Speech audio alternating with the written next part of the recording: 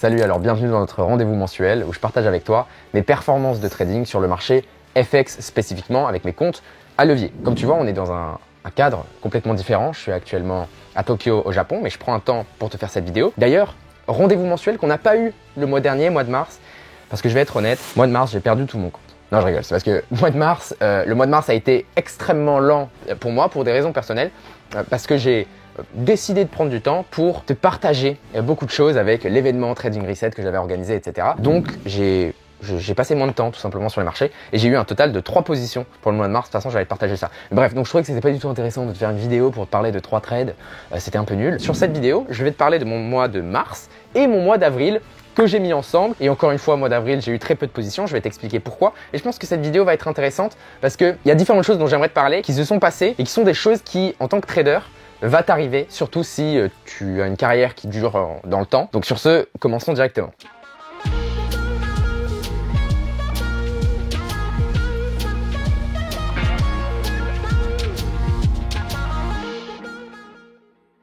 Comme tu peux voir, pour le mois de mars et avril, j'ai eu un total de 3 trades pour le mois de mars et un total de 5 trades pour le mois d'avril. Donc au total, sur cette période de 2 mois, j'ai eu un total de seulement 8 trades. Okay, j'ai aucun trade qui est en cours actuellement. J'ai eu 4 trades perdants, 4 trades gagnants, donc un hit rate qui est à 50%. La moitié du temps, j'ai tort, si tu veux, ou la moitié du temps, j'ai raison. Et ma perte moyenne est à moins 0,53 R, donc encore une fois avec un risque. R, c'est mon risque max, donc si mon risque max, c'est 1000 €, ma perte moyenne est de moins 530 € par trade. Maintenant, mon gain moyen, lui, est de plus 0,84. Donc avec un risque de 1000 balles, c'est 840 € de gain moyen. Qu'est-ce que tu peux tout de suite voir avec ça? C'est que clairement, j'ai scale down mon risque. J'ai pris moins de risques ces 2 derniers mois. Et encore une fois, tu vas comprendre pourquoi. Mon drawdown maximum, lui, il est à moins 1,42, un petit peu haut. Et mon profit total pour les mois de mars et avril est de plus 1,22 R. Alors, c'est peu. C'est peu. Et d'ailleurs, si on va voir sur les performances, tu peux voir que janvier, j'avais eu un très bon mois.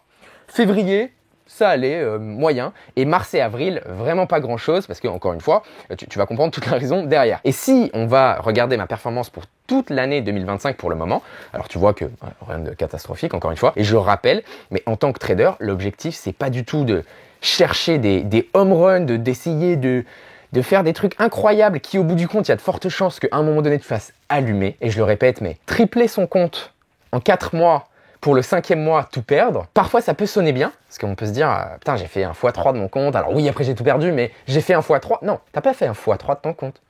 T'avais une somme de départ que tu as perdu à 100%. Que t'aies fait x3 avant de tout perdre, on s'en fout.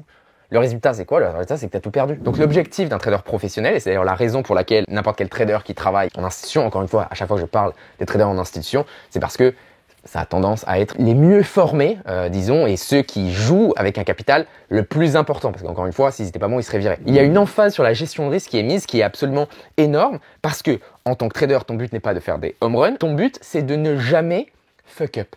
C'est de ne jamais faire une boulette qui est si importante que ça annule absolument tout. D'accord? Là, je t'ai pris l'exemple d'un mec qui a fait x3 en 4 mois. Mais prenons par exemple mon cas. Si ça fait 10 ans que je suis rentable, ça fait 10 ans que j'accumule et que j'agrandis mes comptes pour que la 11e année, je fasse une banqueroute et que je retourne à zéro, j'ai envie de te dire, j'ai un peu perdu 11 ans de ma vie. J'ai un peu perdu 11 ans de ma vie. Encore une fois, si et seulement si, à chaque fois je gardais tout sur mon compte de trading et je faisais du compound interest et j'avais jamais investi et j'avais aucune gestion financière. Évidemment, c'est pas le cas, mais c'est pour te donner une idée, ok? Mais donc, si on regarde mes performances donc pour l'année entière, tu peux voir que y a eu certains trades qui ont été des gros trades et encore une fois, est-ce que j'ai fait quelque chose de différent? Non. C'est à chaque fois que je me positionne pour potentiellement choper ces mouvements. Est-ce que ça veut dire que je suis sûr que je vais les choper? Non. C'est pour ça que je gère très bien mon risque. Mais quand ils arrivent, je suis là pour les choper, d'accord? Sauf que tu vois que les dernières positions, il ne s'est pas passé grand-chose. J'ai pas eu de gros hits, que ce soit à la hausse comme à la baisse. Ma gestion de risque était très bonne. J'avais des petits risques. Et justement, ça m'amène à t'expliquer qu'il faut savoir quand scale down. Depuis mars, on a donc tous les tarifs douaniers de Trump qui sont des événements à risque géopolitique et donc incertains.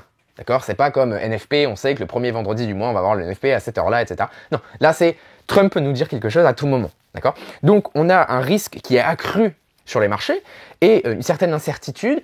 Et c'est dans ces moments-là qu'on va voir beaucoup de traders un petit peu plus débutants se plaindre et dire « Putain, mais actuellement, sur les marchés, on se fait allumer et que si, c'est très compliqué, etc. etc. » Mais premièrement, pas forcément. Si tu as le temps il y a des manières de trader ce genre d'événements. Faire du trading actif, en fait, ce qu'on pourrait appeler scalping si tu veux, mais actif sur les news, chose que malheureusement je n'ai pas pu faire pour ce mois de mars et d'avril pour le lancement du Macro Trader Accelerator, chose sur laquelle j'ai travaillé depuis longtemps, sauf que pendant tout ce temps, j'ai pu organiser mon temps autour de mon trading. Sauf que le mois de mars et avril, on était sur des deadlines. Donc là, c'était des moments où, et justement, il y a une anecdote que je vais te raconter sur le mois d'avril qui était un achat que j'avais sur le S&P, sur le Nasdaq, et un short sell en hedge que j'avais sur OZN, où tu vas comprendre ce qui s'est passé et l'impact qu'a eu ma vie secondaire, en quelque sorte, sur mon trading. Mais donc, comme je te dis, pour ma part, ça a été un choix personnel. Donc, j'ai fait le choix pour ces 2 derniers mois, de mettre une certaine importance sur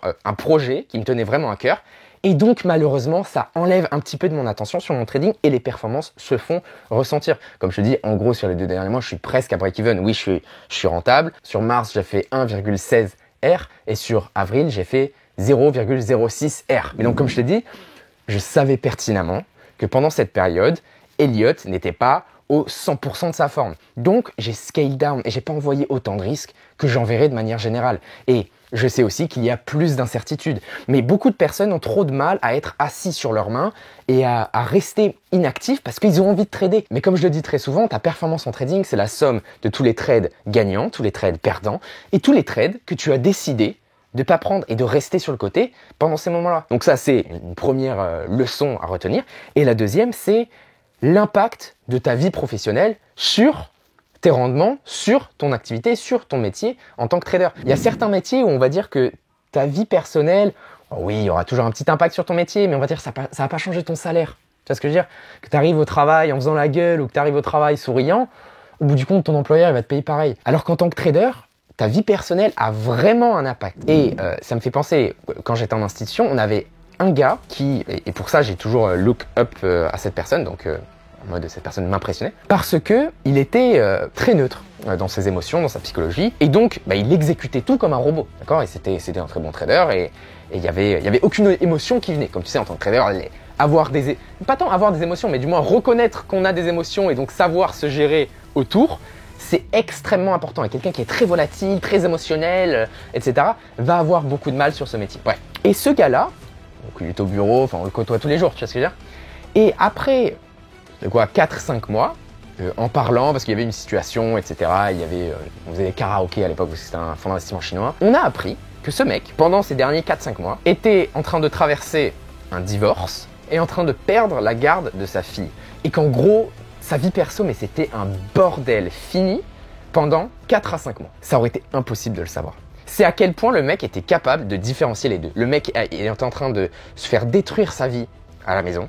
Et dès qu'il rentrait au bureau, c'était focus et il n'y avait aucun élément de sa vie externe qui venait dans sa vie professionnelle. Et c'est ce qu'en tant que trader, on doit essayer d'atteindre en tant que niveau de, j'ai envie de dire presque de sagesse, d'accord? Mais donc il y a ce côté-là, donc le côté émotionnel, mais il y a aussi le côté imprévu ou temps où tu passes à faire d'autres choses. Et donc ça, par exemple, c'était exactement ma situation pour le mois de mars et avril. Comme je te dis, alors c'est un choix de ma part, ok? C'est un choix de ma part que sur cette période-là, je sais que j'ai des deadlines, je sais que j'ai des tournages, je sais que c'est quelque chose qui va venir impacter mon trading. Si c'était comme ça tous les jours, j'arrêterais clairement pour juste me focaliser sur mon trading. Là, si c'est sur une période plus définie, bon, ok, je l'accepte, mais comme tu vois, l'impact se fait clairement ressentir. Et donc si tu as cette image du fait de pouvoir trader en voyageant le monde depuis ton téléphone et depuis la plage, quel va être le problème? Le problème, c'est qu'avec les changements de time zone, les changements de fuseau horaire, là je te dis par exemple, je viens d'arriver à Tokyo il y a 2 jours, bon, tu vois tes jet lag, le changement de fuseau horaire, c'est pas les mêmes, les sessions, c'est pas les mêmes, etc.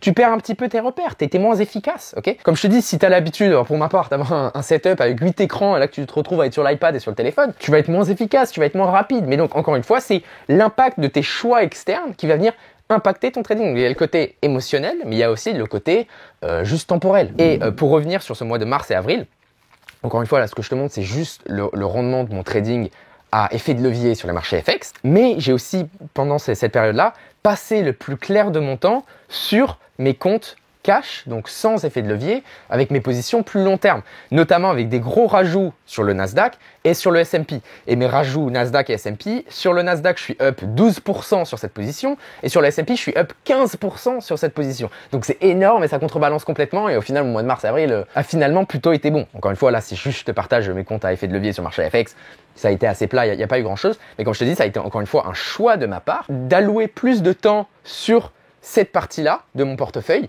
plutôt que cette autre partie de mon portefeuille. Encore une fois, là, ce que je te partage, c'est en gros, si tu veux, tu as mon portefeuille total, je te partage une plus petite partie qui est la partie qui t'intéresse le plus en quelque sorte, qui est la partie trading actif. Donc comme je te dis, 2 mois qui au final sont complètement cohérents avec la situation et j'ai réussi à garder le cap en faisant pas une dinguerie, un truc débile ou à me dire il faut absolument que je trade et envoyer beaucoup de risques ou quelque chose de bête comme ça. Donc sur ce qu'on va faire, comme tous les mois, on va aller étudier mon trade le plus rentable qui était un achat sur la livre sterling contre le dollar, donc ce qu'on appelle cable. Je t'invite d'ailleurs à aller checker cette vidéo. Ma dernière vidéo, c'est une analyse complète de cette position. Donc tiens, tu l'as gratuitement sur YouTube, je t'invite à aller checker ça. Il y a plein de valeurs et tu vas comprendre le pourquoi du comment, pourquoi j'ai exécuté cette position qui, comme je te dis, au final, a été ma plus grosse position, qui tu vois, a été mon avant-dernière position en avril, a été ma plus grosse position de ces 2 derniers mois. Bref, donc on va étudier ça, on va étudier mon pire trade en termes de pertes et on va étudier un trade qui était intéressant que je t'ai expliqué, qui a été fait en 2 exécutions. Une première exécution, un add-in sur AUSIN en short qui avait pour objectif de hedge mes positions d'achat sur le S&P et sur le Nasdaq. Donc sur ce, allons voir ça.